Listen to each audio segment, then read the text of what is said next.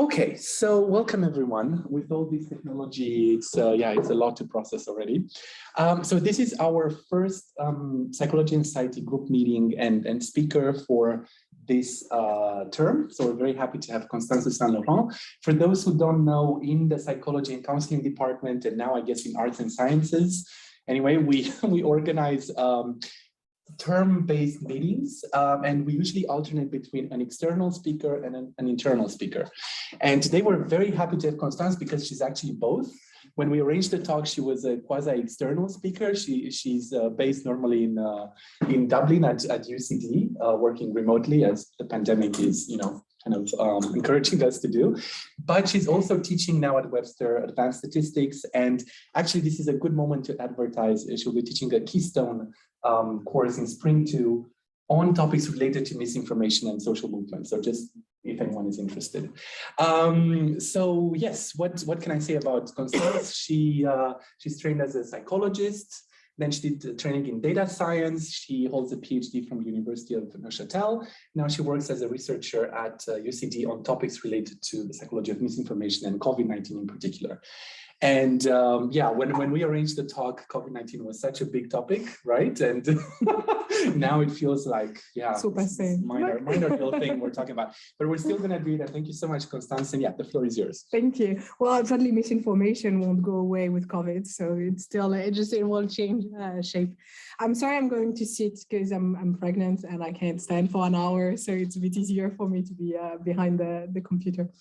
So I'm going to talk about the psychology of misinformation. So globally, why we believe in fake news and what can we do to fight it, which I think is the most interesting topic. But to be able to fight it, we need to understand what is going on.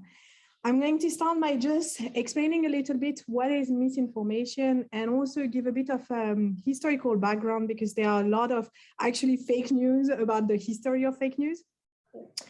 And then I'm going to go into why some people believe in misinformation and in fake news. And you will see different theory in different fields, but in psychology, we have mainly 3 lines of theories. And then I'll explain how they go together. And then I'll end on how we can fight it. Sadly, it will be a bit shorter because there's a lot of research going on now on how to fight it, but not with a lot of good results. So usually we manage to reduce a little bit how much people believe fake news, but not that much. So to start, what is misinformation? I took some examples from COVID that are so dated now, but at least the interesting thing with COVID is that you don't have that many topics that let you see the full range that of forms that misinformation can take.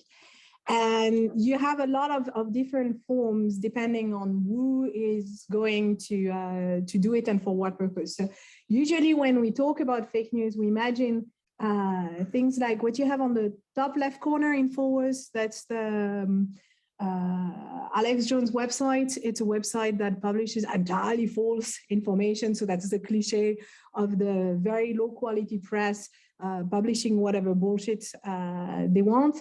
You have the kind of conspiracy theories also that we could see circulate the beginning of COVID. This was this from a tweet by a conspiracy theorist who thought there was something we had a lot at the beginning of the pandemic, that COVID was manufactured in a lab to manufacture vaccines that will then be used to implement microchip in the vaccines to control the population. And here you have the diagram of this chip that was going around.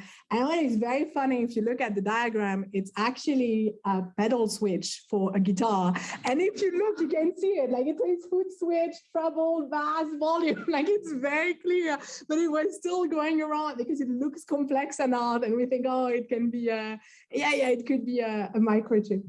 The other form we have had a lot are rumors. So this is something in this specific format that was found on that I found on Reddit, but you could see that a lot. This idea that pandemics were happening the same years as election years in the US. So every pandemic or every epidemic was made to disturb American politics. The thing is that if you look at election years, it's a very big country with a lot of states. You always have elections going on. Also, I don't think like having Ebola in Africa is going to change much to US politics. So that's a bit of a very center thing. And the dates are also wrong. So the whole thing is completely wrong, but it was going around a lot at the beginning of the pandemic. And closer to home, this is the one I received actually from some friends on WhatsApp. I don't know if you received that at the beginning of, maybe it was just in Vaud, there was this thing saying at the very beginning of the pandemic that they were going to spray some disinfectant from helicopters and you had to close all your windows. They were going to, I mean, it sounds funny, but there are some countries that did use giant hose in the street and all, which doesn't work. So it was not necessarily that far-fetched, but these kind of rumors when people panic is also another form of misinformation. And then you have two different types that we tend to forget a bit when we talk about misinformation, but that are probably historically amongst the most important. And the first one is kind of propaganda. I'm not sure we can talk about propaganda against Trump because I don't think it was that level of organized. But what I'm talking here is about the kind of misinformation that is given by states to try to give the impression that the situation is different than what it is. So in the case of Trump, although it was not as organized as regular state propaganda, the general idea was still to give the impression that there is no crisis, there is nothing to see, and they are dealing with it very well. So this is a tweet of Trump. And another form that we've seen a lot is fraud, it's scams. And this is something people tend to overlook a lot when you see misinformation, especially on health. So trying to sell you natural remedies and all these things. We tend to read them very much as, oh, these are people rejecting modern medicine. But very often there's been a study made on Instagram of all the posts referring to immunity boosters. And a good 90% of them were actually people selling products. So it's actually a whole industry around these things. There is a whole industry around misinformation, around making money from the traffic generated on the website, but also because it allows you to sell products. So the public figures who, for instance, defended ivermectin in the US as being a treatment for COVID, a lot of them were selling it on their websites. Or the one selling it that you should use, telling you that you should use bleach, then they would sell some type of bleach on the website as well. So there is also a very financial dimension to misinformation. What I'm mainly going to talk about today, though, is the fake news aspect of it. So all this information, whether it's put outside by a state or by low quality media or by scammers, that looks like news, so the top ones, and conspiracy theories. So anything that gives the impression that the media is lying, the state is lying, there is something fishy and hidden. And although both of them are slightly different things, and I try to briefly explain why, what they have in common is that a lot of fake news is going to look like a conspiracy. So around COVID, a lot of the fake news was around, it doesn't exist, it's invented by states, it's invented by scientists, it's to sell vaccines. But also misinformation and fake news rests on a huge conspiracy theory, which is that the whole media is lying. It's this idea that there is no newspapers out there that is trying to give you the truth. And yes, there are some very low quality newspapers out there. I'm never going to deny it. But it's this assumption that all the journalists working for the International Consortium of Investigative Journalism, for instance, they are all in a coalition together to defend the interests of the elites. So misinformation, fake news, and conspiracy theory really go hand in hand, and you can't really separate one from the other. So that's for the topic of misinformation. Now, a little bit of history. I like the history, looking at the history of misinformation, because it gives you an idea of what has changed today, but also of the kind of wrong representation we have of how information is shared. So misinformation has always existed, because technically misinformation just means sharing inaccurate information. And the moment we started, for instance, having war, being able to control the canals of communication is becoming something extremely important. So of course there will be misinformation. But the way we understand it today was really born with mass media. And the first mass media we had in some ways is radio. This is the first time it could reach a lot of people. You didn't need to read to do it. And so the history of misinformation, and we know it, starts with the moment people were massively listening to the radio, and it starts with the story of War of Words, which is this book written by Wells, where it's about an invasion. There's been a Tom Cruise movie since, an invasion by aliens. And the story goes that when Wells did it, he wanted to advertise for it on the radio. So he started reading from his book on the radio, and people thought it was real, and they panicked, and they started stockpiling on stuff and thinking it was the end of the world and all. And it's often presented as, look, people can believe whatever they want on the radio, and it shows the effect of misinformation. The story is false. People were not listening to his shows. Most people will listen. Maybe there were 1 or 2 people who believed it. But it seems it's almost more a marketing thing to have pretended that people reacted so strongly to the book. They knew it was fake. They were used to people reading stories on the radio. They didn't necessarily assume that aliens were coming. So you shouldn't believe everything you read, even about misinformation. A lot of it is false. Also, conspiracy theories and all the things that go around it, so including fake news, have been part of public life for a very long time.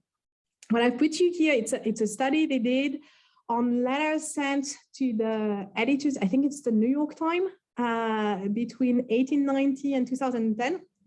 And they looked at the percentage of letters that refer to conspiracy theories. And you can see that you have spikes, like every time you have a crisis, you will have a spike, but globally, the trend is actually slightly going downward. So you don't have that many people believing in conspiracy theories.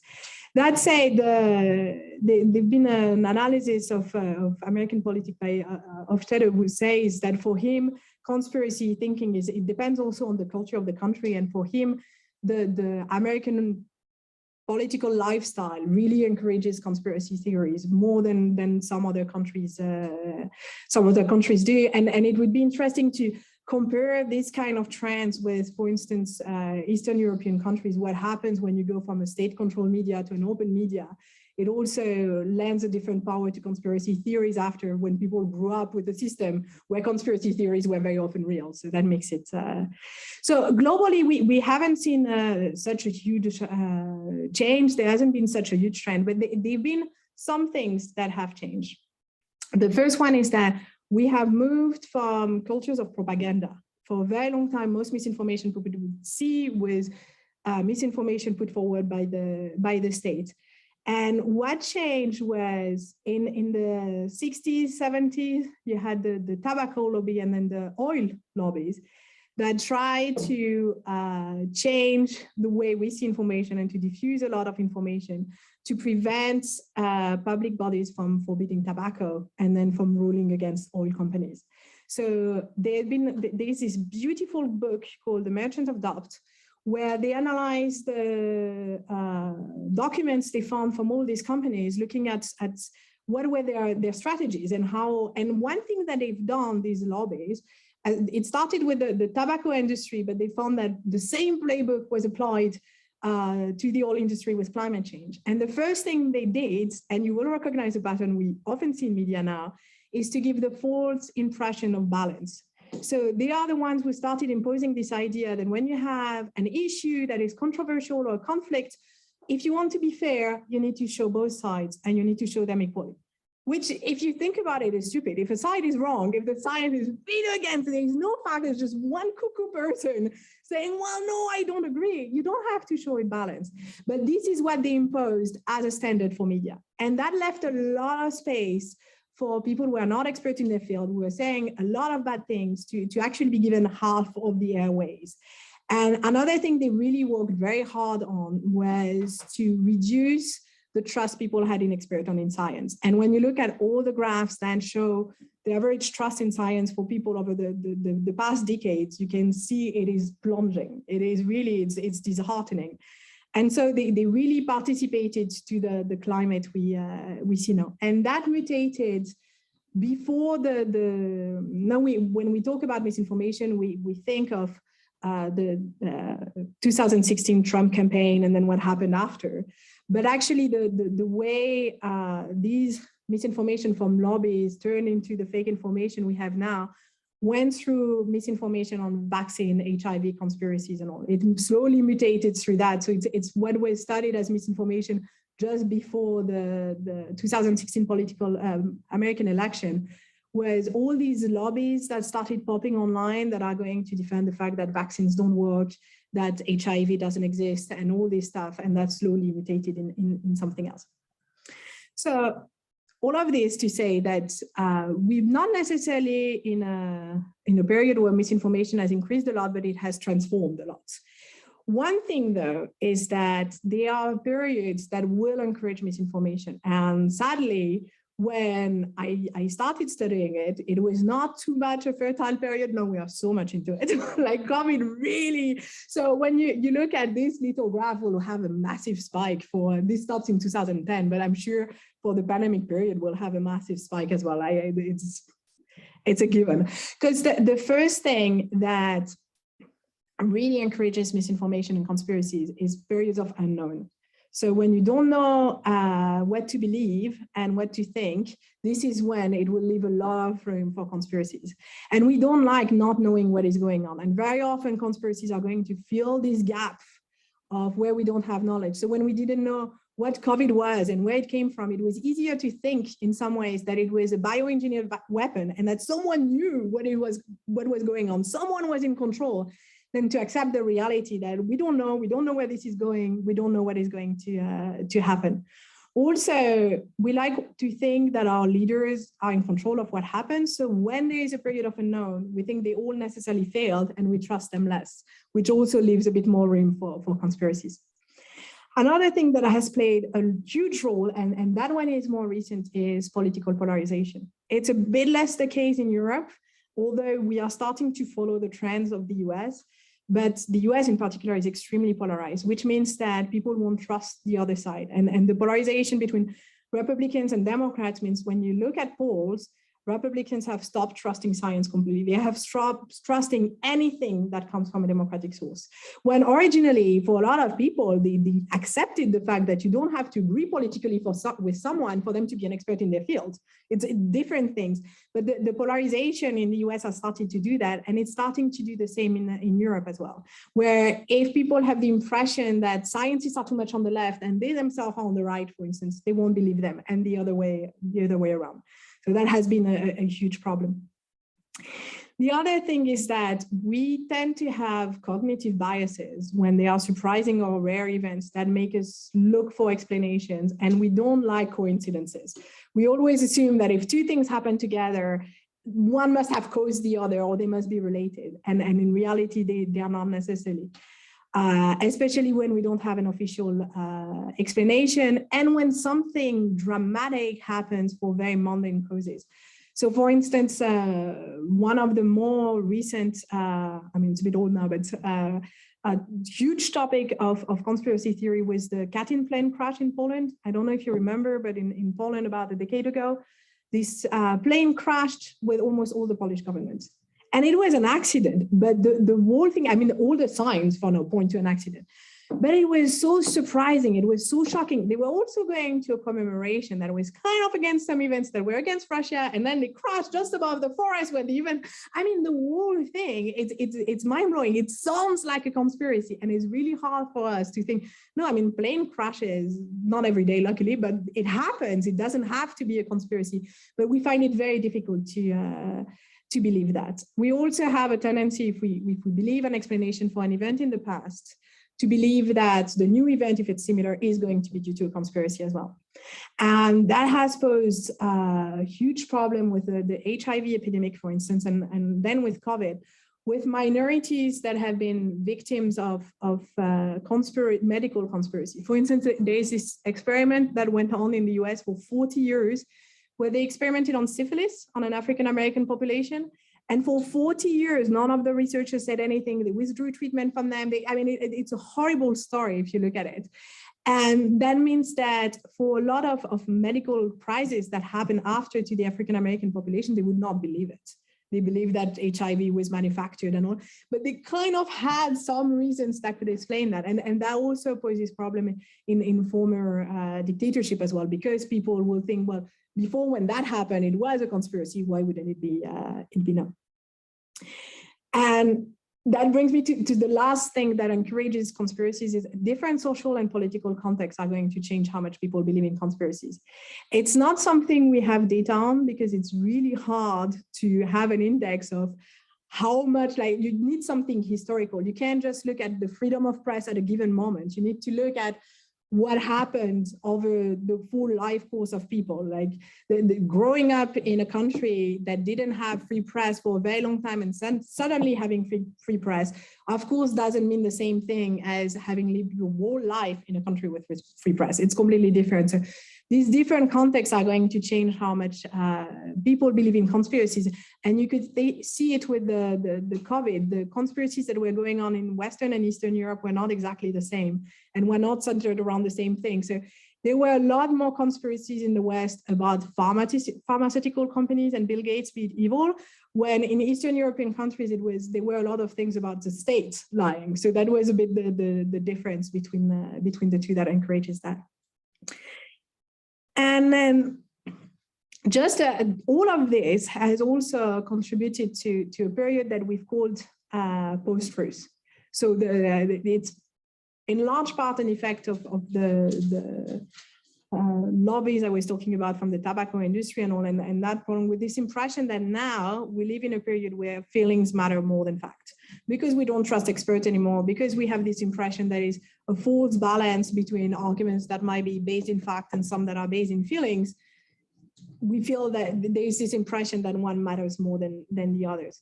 This one, it's more an impression. It's difficult to say because no one will tell you, I don't care for fact. If you ask people, they all think that what they believe in is fact. But one thing that has been measured again and again is there is very little accountability for lies and false claim. And that has been shown, for instance, you can show people that their favorite politician is lying in massive proportions. They will accept the politician is lying, but they are not going to stop voting for him because they will feel that their feelings about the situation are still true. The little facts are not true, but globally they are still describing the real situation.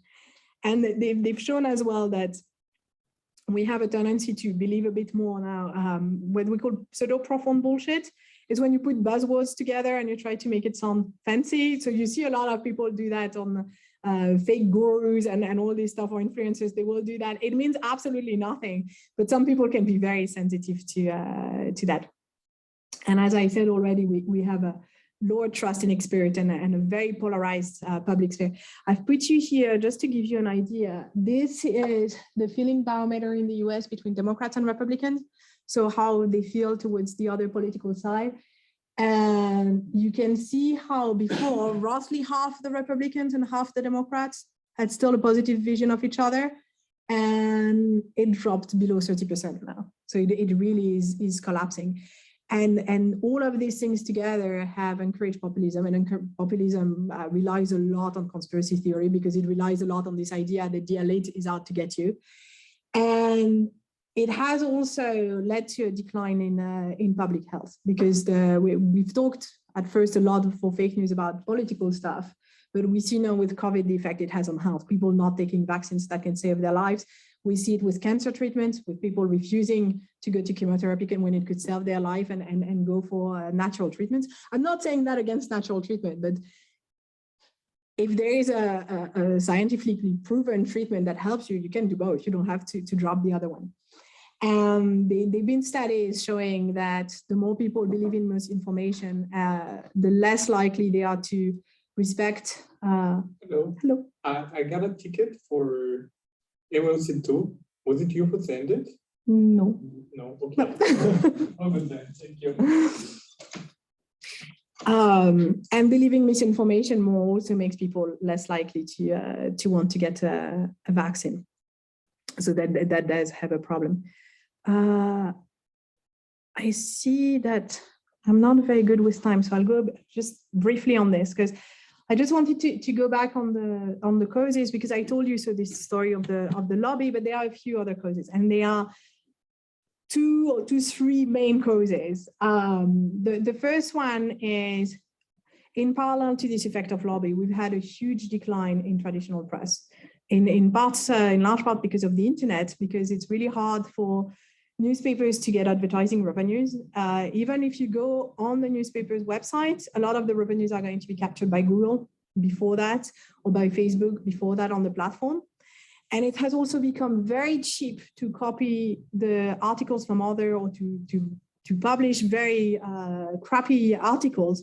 So while at the same time, it's become a lot harder to have investigative journalism. The other thing that has been a problem is the fact that we have some technological monopolies, and they pose two problems.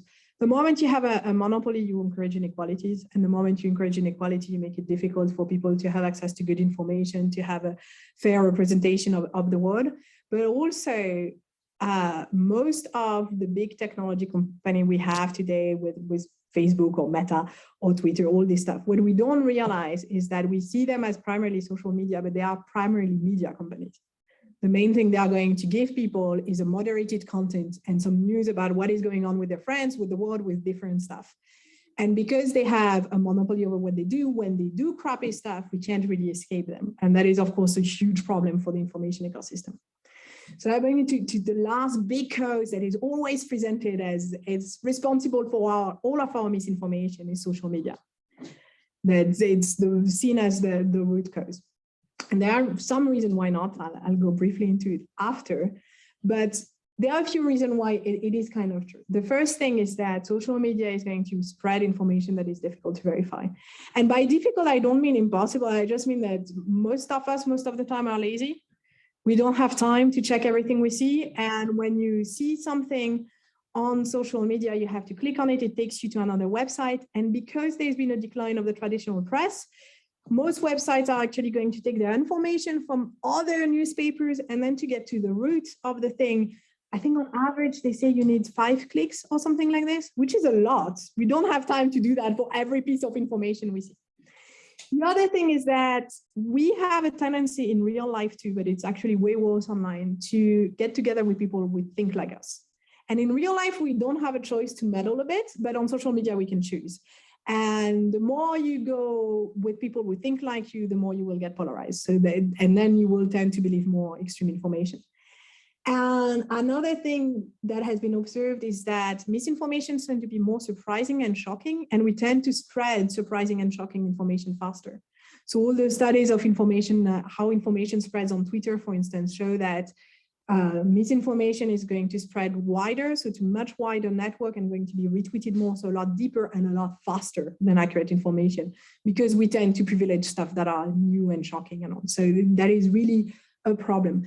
But that said, we need to remember that it participates, but not the only reason for misinformation to be that prevalent, because first, most people don't get their information from social media. Most people get their information from the TV.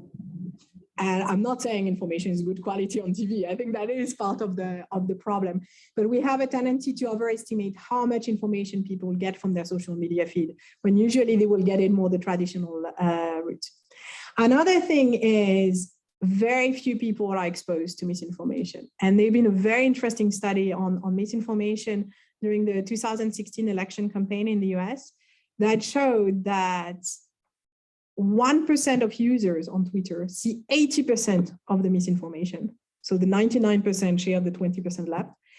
And that 0.1% of users share 80% of the misinformation. So the vast majority of us, we see misinformation because people share it to show us the misinformation, but we don't see on a regular basis misinformation shared by our friends as if it's real information. But some people live in information bubbles that are filled with misinformation. So it's more a small proportion of the population that sees a lot and shares a lot. The other thing is that social media platforms are often accused of increasing polarization. They show you more and more extreme videos.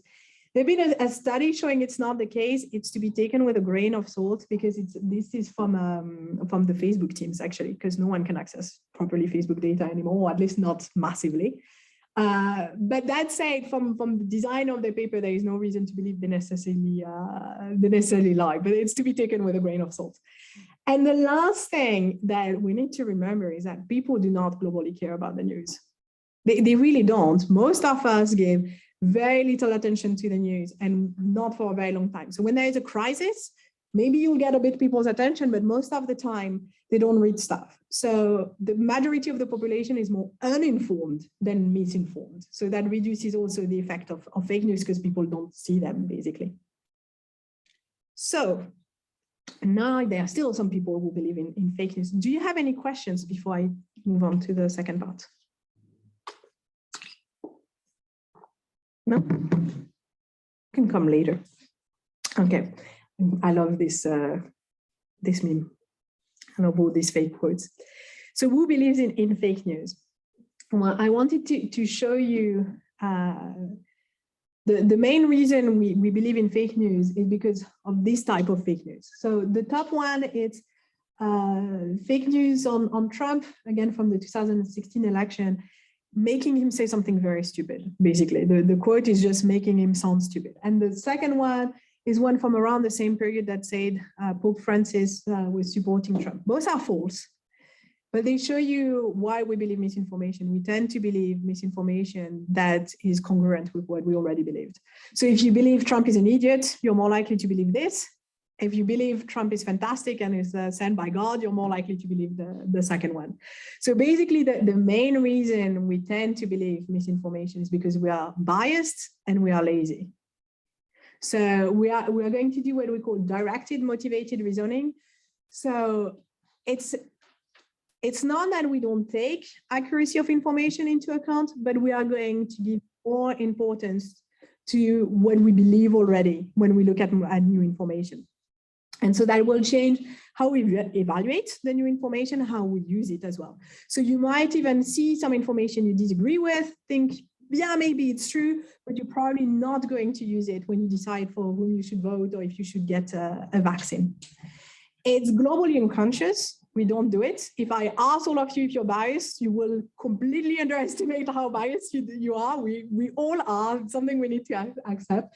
That said, it's not unconstrained. That means we are not completely crazy. If some information really looks dodgy, we're not going to believe it, except for a few extreme people. But still, globally, it's not.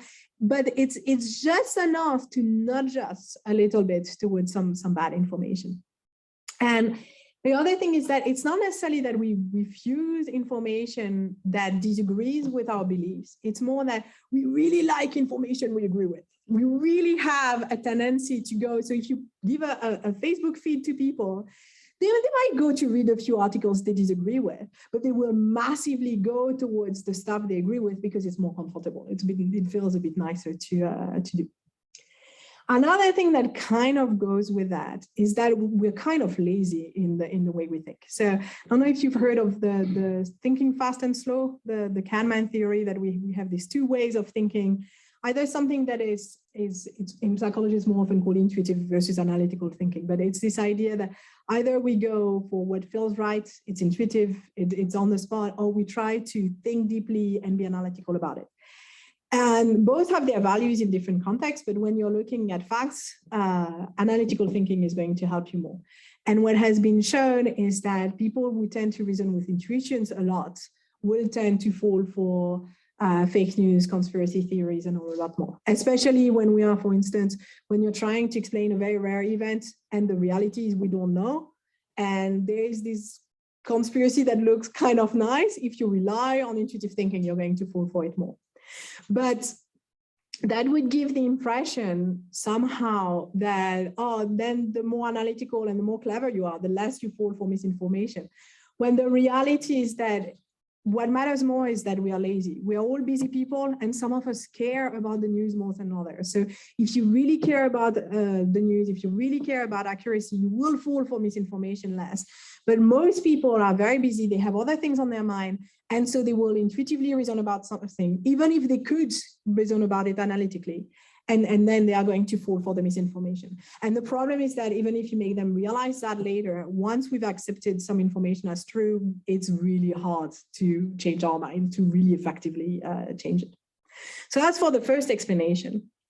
But biased thinking doesn't explain the level of misinformation we see sometimes. So these are some conspiracy theories that were going on. The first one is from the beginning of the pandemic, and it was this idea that Bill Gates is trying to vaccinate the world because it's trying to control us and all. The bottom one I showed you already, that it's the COVID was made to kill the world population with vaccines.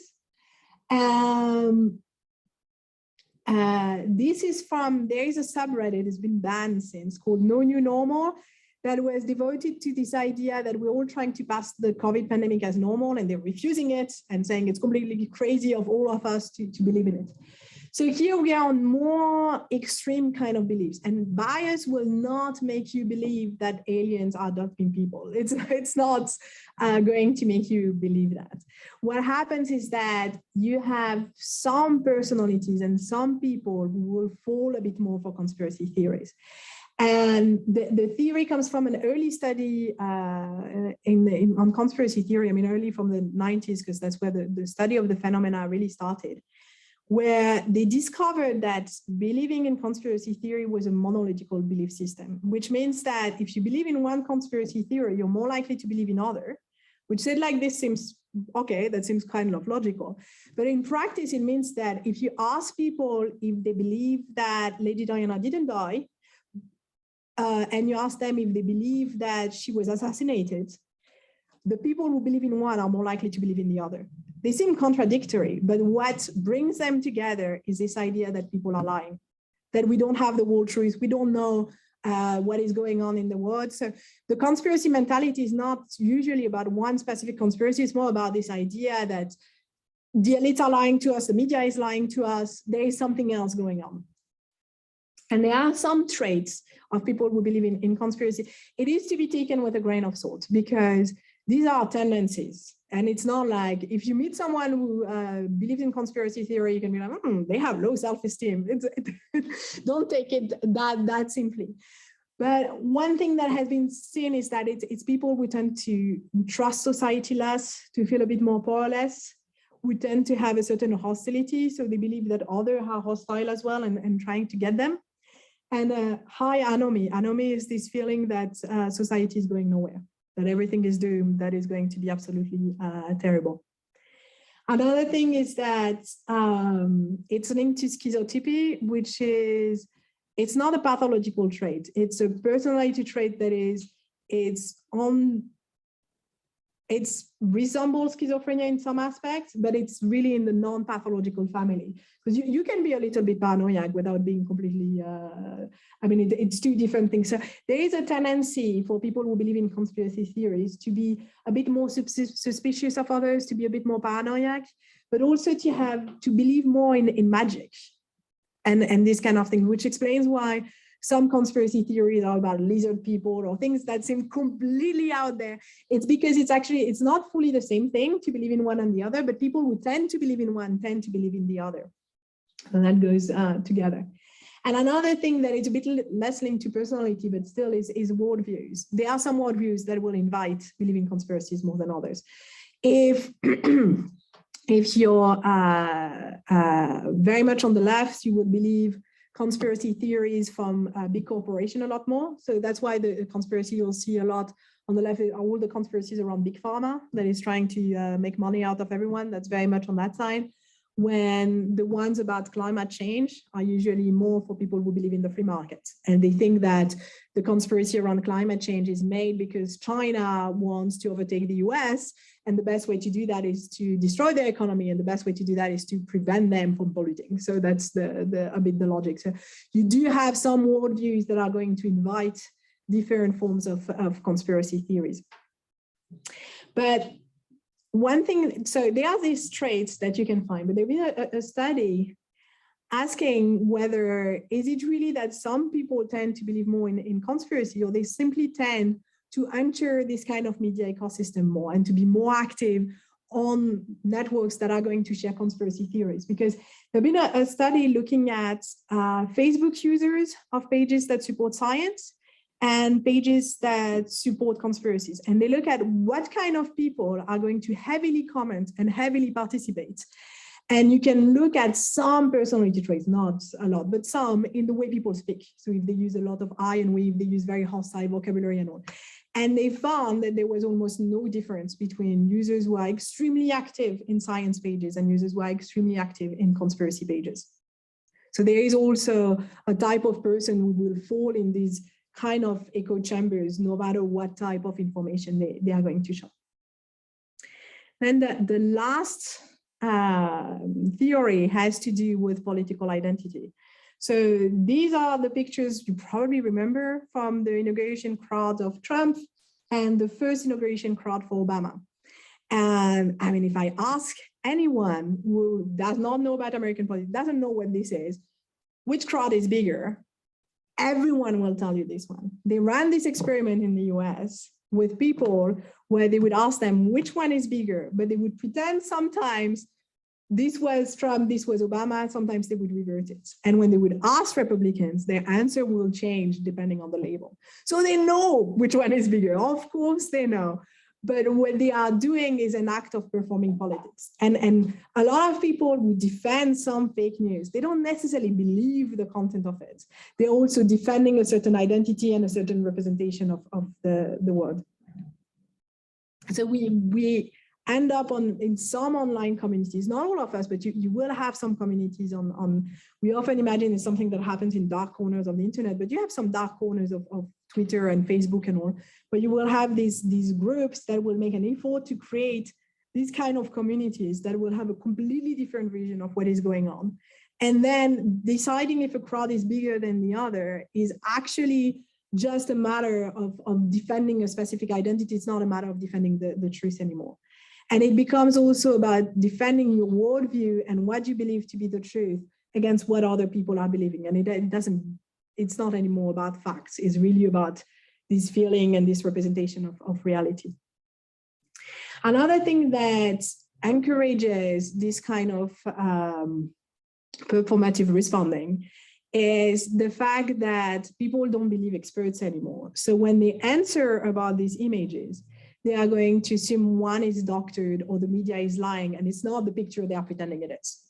That they either photoshopped it or something happened. So they will do this performative responding also in response to the fact that they don't believe the images that are put in front of them. And I think I explained a little bit already about the transformation of the traditional press, but I wanted to show you a little graph that shows this effect of the press and how we tend to believe newspapers that are more in line with our worldview. So this is from a study that asked Democrats and Republicans to judge the quality of different news sources. And what you have on the x-axis here every time is how well each source was rated by fact checkers compared to how it is rated. And on the y-axis is how well it's trusted by Republicans and by Democrats. And what the study shows is that if you look, these are very, very bad sources. So InfoWars, Breitbart, stuff we've never heard of, like Daily Buzz Life, all these kind of things. People don't trust this. They give them quite low trust globally. But what is more interesting is what happens with the main sources.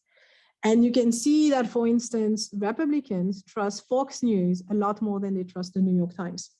And this is when it becomes really a problem. So people are going to trust sources that align with their worldview, no matter what the quality it is. We don't tend to believe purely fake news website, most of us, because we don't trust sources we've never heard about before. But we've all heard of Fox News, so it is already more trusted. Even amongst Democrat, Fox News is trusted more than some random sources that are not necessarily, actually some of these sources are leftist, but they still believe them less because they don't know them. So we have a bit of a difficulty in judging that. I'm running out of time, so I'm just going to move quickly to how we can fight fake news, which sadly I don't have much to say about. I mean, it's good for time, but but I thought it's something important. So there've been a lot of study. Now that we know all of this, we know all the biases. What can you do to prevent people from believing fake news? And there've been loads of studies in warnings. So you tell people they will be exposed to fake news or they have been exposed to fake news. And that works a little bit. It's not a big effect, but it works a little bit, especially if you tell people before. But the problem we've seen with that is that it lowers trust in general. People will not trust accurate information anymore. And when you look at this graph of how people trust media, that's more the problem is that people will end up not trusting reliable sources when they should, because they have just been told someone might be lying, but not necessarily whom. So instead, you have studies also that looked at the effect of debunking. So you tell people some information is false, or you show them how the misinformation has been constructed. And that does work for each item you debunk, but same, it has a backfire effect on the rest of information, stuff that are not debunked as seen are necessarily true when they sometimes have not been fact-checked. But also one thing that is quite surprising is that you can show people the source is lying and is a very bad source. It won't change how much they trust information. So you have to redo it for every claim. You can't convince people that this politician is lying or that channel is false. You have to redo it every time.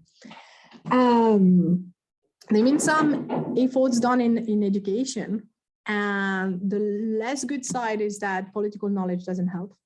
You can know as much as you want about the subject.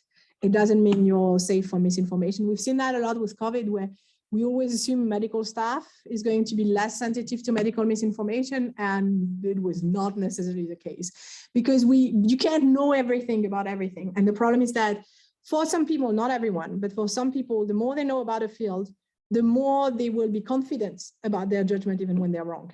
So it will actually counterbalance the effect.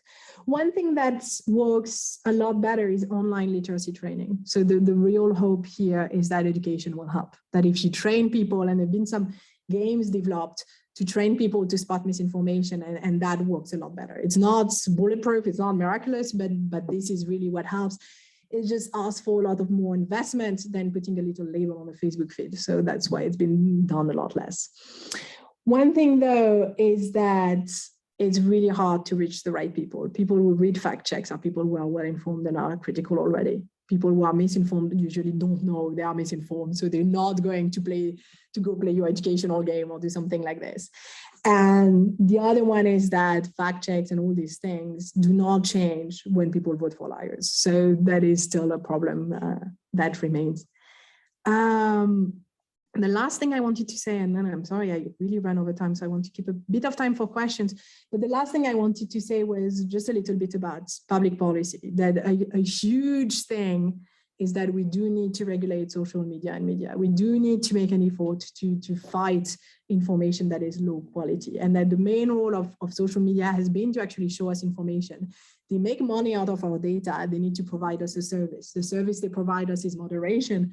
We kind of have a right to ask that this moderation is done well, and that we are not showing information that will harm us or others. So that's really something important. And they need for that also to accept to share data with researchers, which is the case of some platforms, but not Facebook. Facebook had completely blocked every access to researcher.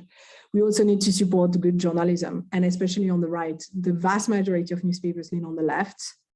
And that is a problem. It's not necessarily that they're biased, it's that they will cover topics that interest leftist people. And then it leaves very little choice for right-wing people. And that is probably one reason why it's been shown that people on the right side of the spectrum fall for misinformation more, perhaps because they have less accurate information that is relevant for them. So that is a problem. And the last one is that, as I said, there are some groups that are very, very active with a lot of misinformation, and that we do need to go burst these echo chambers. We need to make an effort to limit this. Thank you. I'm really sorry I went so long.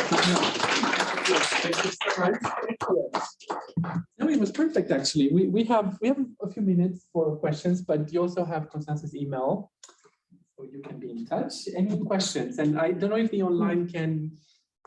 If you can unmute, or maybe I'll look at the comments, but do we start with any question from the room? Yes, we have Edward. What is your research focus?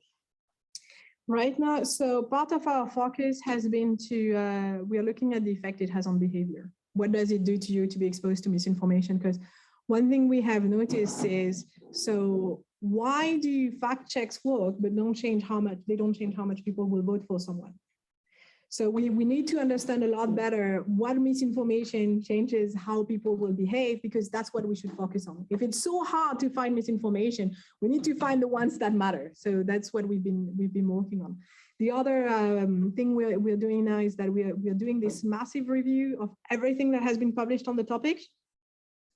And we're trying to see, the problem is that the field is exploding with COVID because there's been so much misinformation. There've been so many papers. I mean, we had to review 6,000 papers.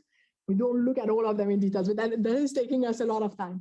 And the issue is that everyone is doing their thing in their little corner, and we're reproducing the same studies, the same debunking method that don't work or have a very little effect, and you have that reproduced 20 times. So we also need to be able to take stock of this field that is growing very fast to be able to move forward and to actually do something with the information we have. Anyone else? Yeah? Yeah, okay. Thank you for the speaking. It was really good. I don't know, I was wondering to ask you about the book you said in the first part of the explanation about the industries, the oil and the tobacco. And I don't know if you see connections like with those ages and now, for example, the interest of some social media like industries, because the main objective of some of these companies, what made the industry works about the data and this information. So it's not like about the main importance is not the truth of the information, just the data and this kind of collect this data. So yeah, I don't know if like this in some way. I mean, officially, most social media companies will say they're fighting misinformation, but in practice, it's not necessarily that they encouraged it the same way these lobbies did, but they didn't fight it. And it was often in their interest, indeed, to let people see a lot of bad content, because then it would make them come back more. The more you come back, the more money they make, because what they want is your attention to get advertisement money. So it really participated. They have two issues. The first one is that it's not their priority. So they will do a few things here and there, and they will often react too late. And also that's the problem. And they will spend as little money as they can on moderating content. But the other huge problem, there is this beautiful book called The Know-It-Alls, and that is about the history of the Silicon Valley, and explaining how there is this belief in the Silicon Valley that if you're good at programming, and so you can program your social media platform, it means you're clever. It means it's linked to general intelligence. And so that the Mark Zuckerberg, for instance, is so bright that any problem he can solve. And so we've had this tendency to let them rely on technological solutions. So what they believe firmly at Facebook and all these other companies is that you just need to do the right algorithm. We just need to find an automatic way to remove misinformation. When the real issue is that we need to discuss what we want to see on social media, what we agree is acceptable, and that might vary from places to places. It varies with the type of information they have. So not only they don't care that much, but when they do, they go for these very technological solutions that are not necessarily adapted to what is a social problem.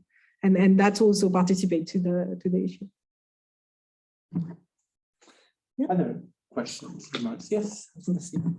Going back to the answer to that particular issue,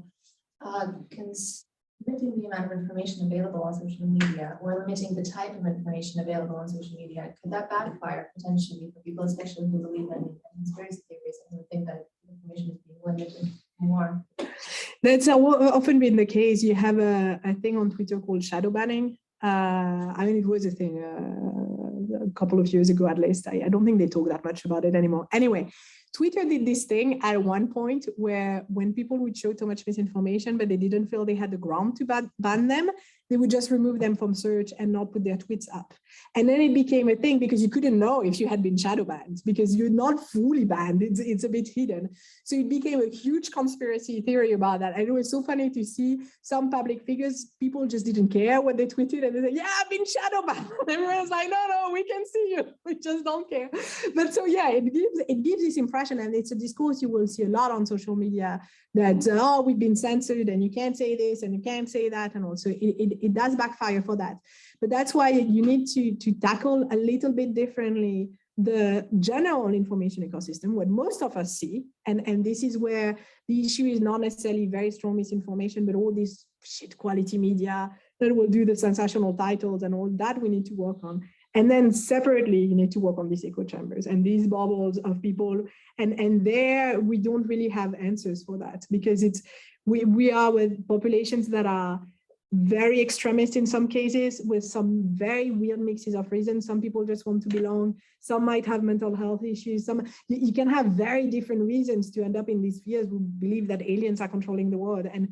And that is a bit of a separate problem. And it's true that for these extremist people, we see it in the US with people trying to fight misinformation around the fact that the election was rigged. It feels like everything you say is just adding wood to their fire, and that it will just go on. So for that, yeah, you need different strategies. You can't just use control, because it will backfire to do that. That is true. Anyway, if it answers it. How do you, sorry. Just as on a personal level, how do you maintain optimism in your field? Well, because first I find that the actual numbers are quite positive to know that no, people don't believe crazy things. It's more they have a lot of doubts. They don't know what to believe. That's it. I will be honest. I have people in my private life come to see me with misinformation. I do not engage. I just nod politely, and I can't. It's too, because very often when people are very much into this kind of stuff, they really don't believe in expertise. And there is a moment where you get at the point in the conversation, but it's my job. I've been researching this. I know what I'm talking about, and I don't want to do that in my private life. So I don't engage with the topic. But my hope is that there've been quite a lot of studies that show that it's more that we are lazy, we're tired, we don't have time. So I think that there is a lot that can be done in how we present information to people. There is a communication effort to do here, taking into account the fact that people are not necessarily stupid, they're not necessarily that biased, they just don't have time to do everything. So we need to find ways to make it easy for them to see the information and all. That's I also think we need to heavily regulate people who voluntarily publish a lot of shit. And especially we need to make it very clear that these are people who are making money out of it, a lot of them. And that needs to be made clear. They're often presented as, oh, they have their worldviews. No, they're trying to make cash out of this. So that we need to remove. So I feel there are some solutions, which is what makes me optimistic. But maybe I'm... I didn't, but it's sort of been discussed, but I was just gonna ask about deplatforming people. And since Trump got deplatformed and the conversation around him in the media sphere, at least to me, sort of just went quiet because he just wasn't producing content. So he just kind of became relevant for a short period. Do you think that sort of idea or method has any potential? Yeah, I think it works in some cases. So it does help to reduce the number of people he's going to reach. And we know that when people see on Twitter from a verified account someone saying something, it's not necessarily that they are naive and they will think everything is true, but if they don't have time to think too much about it, they will just accept it. We have a bias that makes us accept information we receive, and that's it. So if you reduce the audience of someone, you necessarily reduce their reach. That's it. The result is that you've had alternative networks. So you have Gab and Parler and all this stuff. And if you go on there, it's kind of scary. It's really it's an experience to go there. The reassuring thing is that it's a small amount of the population. The less reassuring thing is that it can be very extreme, and we know that it leads to unrest and to things that can be dangerous. So there, the solution, you can't just deplatform people. You also need to be very aware of what is going on this platform. But for me, I think that the job of looking at what is going on this platform, that's what intelligence should be about. So that's what if you want to know what's happening in your country, you need to know what's happening in these platforms.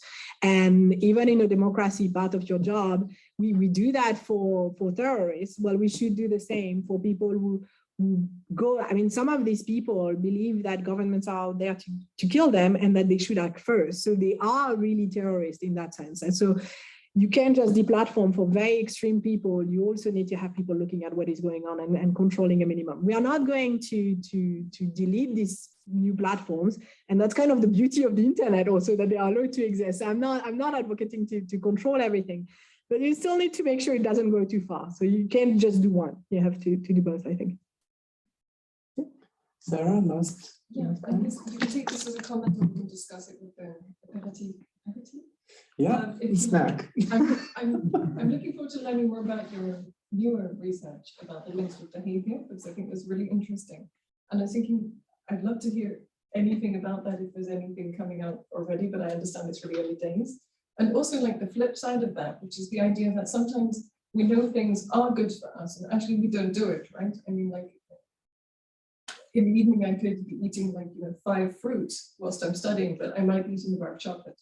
Just so and you think about with climate change as well, like we know actually probably in the room which actions we should be taking, and we know what for certain things, but maybe we don't do it. So that link I think is really interesting. I look forward to hearing more. Yeah. Either right now or yeah, if some people want to go, feel free to. I love to answer, but if some people I see some are ready to go, I won't take it fully. Don't worry, you can just go. So we did this study where we looked at if you show misinformation to people, will it change their intention to get vaccinated? And what we found is that it doesn't. And you can even, like, we have ways to manipulate how much people believe information. You just show it more times. And so what we found is that we could make people believe more the misinformation we showed them on vaccines. It still was not changing what they wanted to do. And it's kind of the funny thing about research on misinformation is that it's, and everything is not just in research, is in public discourse. We assume if you see misinformation, you're going to do shit about it. Like you're going to believe what they say and you won't get vaccinated. And if we spread all of this, when we have decades of social psych research showing that what people believe and what they do are 2 different things. So, and it turns out for misinformation, of course, it's the same. So it's really hard to know, like there's been an experiment showing that if you show misinformation to people, they will want to be vaccinated less. But the experiment has been published in Nature. It's a big experiment with 8,000 people. But what they did is that they showed some stuff against vaccine and they asked people, do you still want to be vaccinated? Do you believe what we just told you? And they did that 6-7 times in a row. And after a while, you wear people out a little. It's not what happens in real life. So that makes it a bit different. In practice, I would love to study that in practice, but it's very complicated. I think it's a mix between the information you show people, but it's also their whole social network around them. Like, are your friends getting vaccinated? What do they believe about it? And then there's, of course, what we do, it's the old theory of planned behavior. The fact that there is a difference between our intention and what we do, depending on how much control we have over things. I mean, I can control how much fruits I eat, but the truth is that I prefer chocolate. So, that participates too. Even if I have an intention, plus I have a perfect excuse, I'm pregnant, so, no more need for fruits. I mean, that goes back to the early studies on the influence of newspapers on voting, right? It's exactly that. Right? Yeah, exactly. Berlin's theory to the. But the thing is that we have a tendency with fake news to believe it affects people a lot more. But it's they discovered it existed with persuasion before, but we're discovering it applies to misinformation as well. We think others are easier to persuade than we are, yes, and we tend to believe if you ask people, is misinformation a problem? Yes. Do other people believe in misinformation? Yes. Have you believed in misinformation? No, never. And we all completely. So we're actually trying. The next experiment we want to set up is to do a fake test for people and then give them the result and show them you're a lot more biased than you think, or you're a lot more susceptible to misinformation than you think, and see. Does that affect them? Knowing that you are concerned, and that because that's also the problem. All the discourse of misinformation. Yes, it's for others. It's for your cousin, your aunt, your friend, your coworker. You've heard say shit, but it doesn't concern you. Like, of course, I always check my information, which in reality, of course, I don't. Like, I don't have time. Fundamental attribution error or something like that. Yeah. It's called for that. It's called the third person effect. That others are always the. Well, it's. I think the stat is that 90% of people think they are more clever than average. That means a lot of us are wrong. This note of fruit and chocolate. Thank you so much again, Constance. And you feel free to stay around and yes, have a little drink and Constance as well if you want with some chips. Were there some questions online? Did you check? Online we had a good audience and we had a lot of comments. Sorry from. No, there are questions. No, Carbus. I couldn't necessarily see questions there, but listen, in the discussion. You see questions? Yeah. Well, I'm sorry for we can leave them on, but yeah, thank you for participating online. If you want to unmute and ask I don't know if you can do that, but please do. I'm going to end the recording. But just I see some, I'll answer to Carbus. I don't know if he's still